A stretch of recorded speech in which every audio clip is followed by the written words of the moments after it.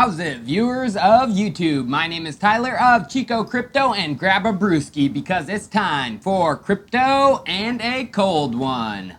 Today's featured brewski would make Conor McGregor proud, coming from Guinness Brewing out of Ireland. Harp Premium Lager. It's an authentic Pilsner. I'll be the judge of that. Let's get into this bad boy. Never tried Harp before. Play this beer like a harp, though. That's more like it compared to that sorghum beer. Nasty. Alright, making this. Woo! Swing! Oh yeah, baby. Yeah. So you guys, Bitcoin and cryptocurrency is a savior. You need an example of this? Just take a look of what is going on in Venezuela. Bad economic policy, corruption, and excessive money printing have created an economic crisis, leading to extreme hyperinflation. An example of that, look at how many Bolivar dollars it takes to buy a plucked and ready-to-cook chicken. The current president, Carlos Maduro, doesn't blame it on his government, but says that Venezuela is the victim of a US-led economic war designed to sabotage his administration with sanctions and price gouging. This is why his government turned to crypto and created the Petro, a token supposedly backed by Venezuela's massive crude oil reserves. Big news yesterday was released that Maduro would be doing away with the Bolivar, and a new currency called the sovereign Bolivar, which is pegged to the Petro, would be used by their citizens. Maduro also announced an increase to the minimum wage, with citizens earning no less than $30 per month. And the new current pegged sovereign Bolivar would be used, and they'd be getting about 1,800 instead of the current 1.8 million Bolivars. Now, I'm no supporter of this, but it's going to be an amazing social experiment to see what happens, and many Venezuelan citizens are actually turning to Bitcoin and other cryptocurrencies instead to hold and increase their value. So, Venezuela has bad economic policy, corruption, and printing of money. Sounds like most countries around the globe, doesn't it? A global financial crisis is coming, and it has been boiling and brewing since the United States recession in 2008. Let's go back and revisit 2008. The major reason for the crisis was due to a housing asset bubble, due to credit risk mispricing. Banks were allowed to engage in trading of mortgage-backed securities with people who couldn't pay back their mortgages. You would have think that this would have stopped the bad boys from continuing, but nope, subprime mortgages have morphed into non-prime, and the issuance is one of the driving forces behind the increasing housing prices in the US. Housing prices in the US are up over 30% over the past 4 years, and they're back over to those elevated peaks of 2006.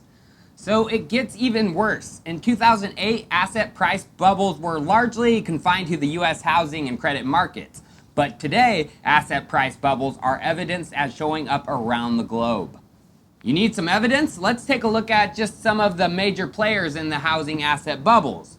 Of course, the US is there, but also a close friend of ours, the UK. As you can see from this graph, the average price of a house in the UK has risen exponentially after the US financial crisis. But in the recent months, it has started to show some decline. Guess what happened in 2006? Right before the pop in the US, housing prices started to decline.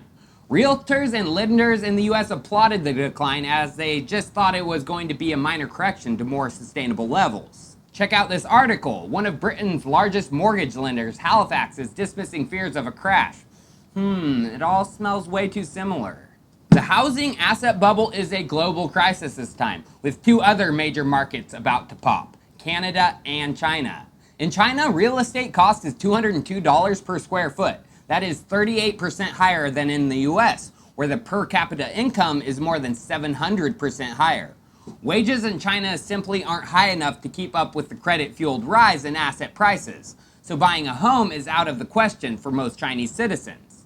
But Chinese developers are continuing to build in China, with a tax break given to those who build to rent.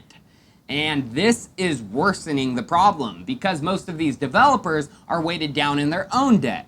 They are borrowing to build, and rental yields in China are extremely low, and they are declining each year. No one to buy and no one to rent, and everything bought on debt. It's a house of cards ready to collapse.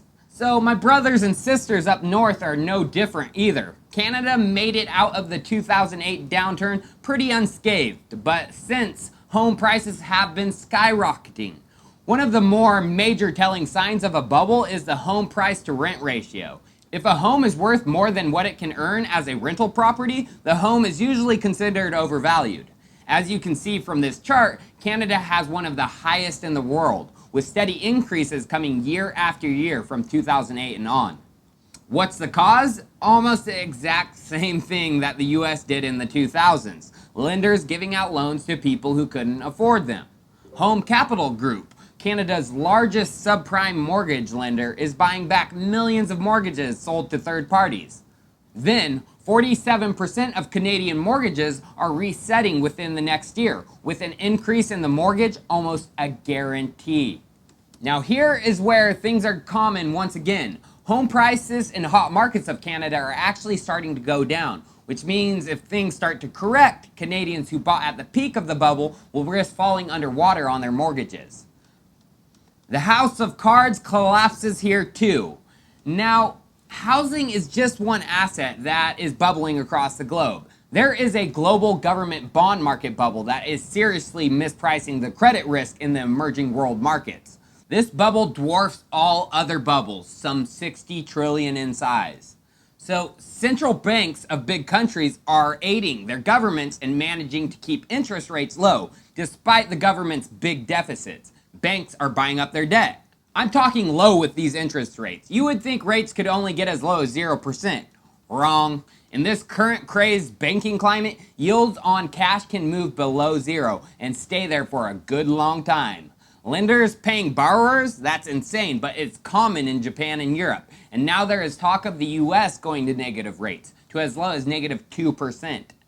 The ingredients are starting to boil, and guess when Bitcoin was created? And what it was created in response to?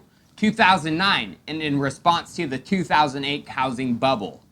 As you can see from this chart, the purchasing power of the US dollar has been steadily decreasing since when the Federal Reserve was created. While there is no good chart for the purchasing power of Bitcoin I could find on the internet, I did find a chart that shows you how many Big Macs you can buy with one Bitcoin. And as you can see, we can purchase a ton more consistently over the past 10 years.